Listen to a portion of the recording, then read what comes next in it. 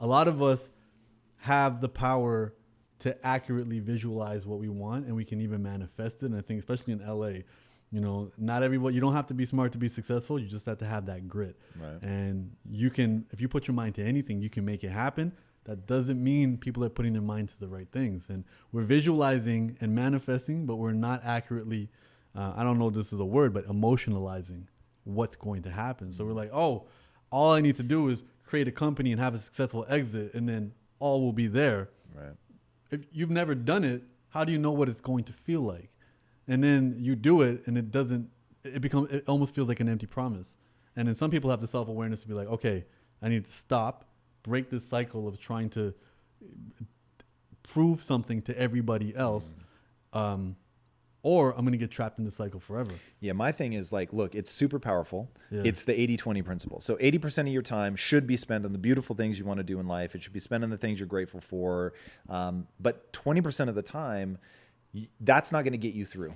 Yeah. You're going to be bone tired. You're going to be weary in a way that like only happens, you know, hopefully a few times a year, where you're just fucking at your wit's end. You couldn't possibly go another moment, except for that chip on your shoulder. And they did a really fascinating study where they had people submerge their arm in a bucket of ice. And they said, leave it in as long as you can. And so they leave their arm in the bucket of ice, and then, fuck, it's so painful, and they have to take it out. Yeah. They came up with a baseline. And then they had another group come in, and they said, put your arm in the bucket of ice. Now, when you get to the point where you want to take it out, instead of taking it out, I want you to get angry and I want you to swear. And then leave it in as long as you can. And so, oh man, fuck, I want to take it out. And they go into like total Hulk mode, and they beast out and they swear and get angry. They can leave it in 30% longer. It's fucking crazy, man. But it's like when you think about the emotions that we have, to your point about emotionalizing, which I don't think is a word, but I like it. Okay.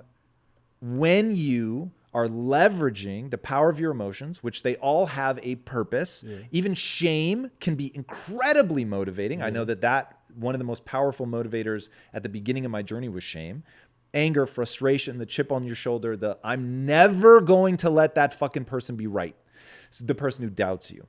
And it's like, man, that has gotten me through the really ugly moments. The moments where it just wasn't enough that I wanted to help other people. It just wasn't enough that I wanted to win. It just wasn't enough that I wanted to build something beautiful. Yeah. It was like, fuck this guy.